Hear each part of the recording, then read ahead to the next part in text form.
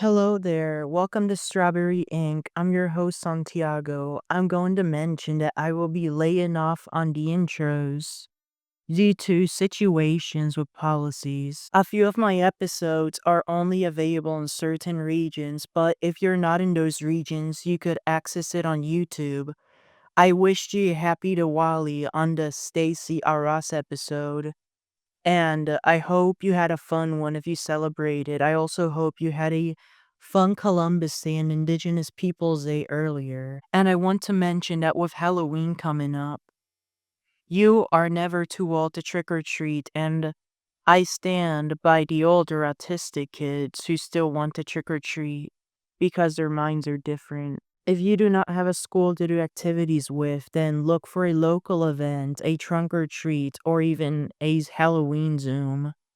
Try your best to have fun and stay safe. In the heart of Myanmar, a nation torn between tyranny and the pursuit of freedom, lived a man whose courage and conviction inspired countless souls.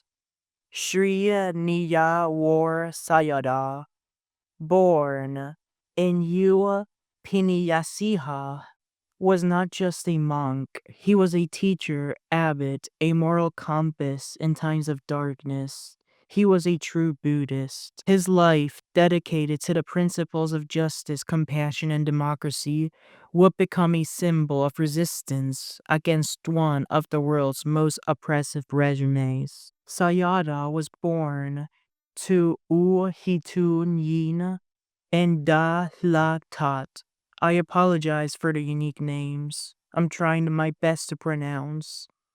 At the tender age of 14, he was ordained as a novice monk, and by age 27, he received a full ordination, adopting the monastic name of Panyasiha. He became the abbot of the Sadhu Pariyatya Monastery and a respected teacher at Yangon Buddhist University in Kiyimidang Township. His influence extended beyond the walls of his monastery. In September 2011, he delivered a sermon at the National League for Democracy office in Mandalay, calling for the release of political prisoners and an end to civil wars. His message of peace and justice earned him international recognition, including a meeting with then U.S. Secretary of State Hillary Clinton in December of that year.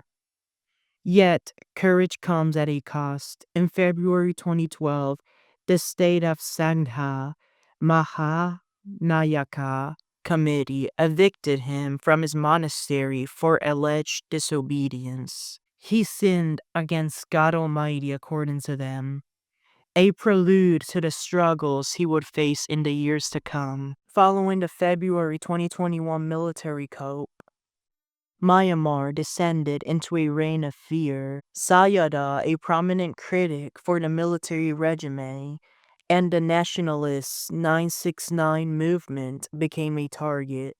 On February 1st, 2021, military forces conducted a coercive operation at his monastery in Yangon, detaining him along with thousands of pro-democracy activists. He was transported to the inside prison, a facility notorious for holding political prisoners under brutal conditions. There he became part of a system that the international community has condemned as committing crimes against humanity. Reports indicate that more than 1,800 detainees have died in custody, many from neglect, untreated injuries, and inadequate medical care. In 2024 alone, 31 political prisoners perished, and between January and September 2025, at least 20 more died due to dire prison conditions. Incidents of lethal violence, including shootings during confrontations inside the prisons, were tragically common. In Myanmar, the military controls the judicial system. Sayadaw, like all political prisoners, was represented by state-appointed public defenders and faced a military panel of prosecutors and judges. He was charged under Section 505 of the Penal Code, accused of inciting disobedience against the state. Unlike a fair trial, the process was opaque and heavily biased. Detainees were remanded into custody at their prisons, with sentencing handled down by these military appointed judges. By some measure of luck, Sayadaw received only a 2-year sentence. He was released on November 17, 2022, as a part of a mass amnesty, which freed over 6,000 prisoners, including prominent figures such as writer Maung Far Cho and 88-generation student leader Kao Miya. Yet the years in prison had taken a toll. His health had deteriorated severely. On July 10, 2025, at 2:45 a.m., Sayadaw passed away at the Asia Royal Hospital in Yangon due to complications from liver disease developed during his imprisonment and because of the way he was treated in there. His death came just hours before fellow former political prisoner Maung Fa Cho passed away at another Yangon hospital. Sayadaw's life was a testament to courage, compassion, and unwavering commitment to justice.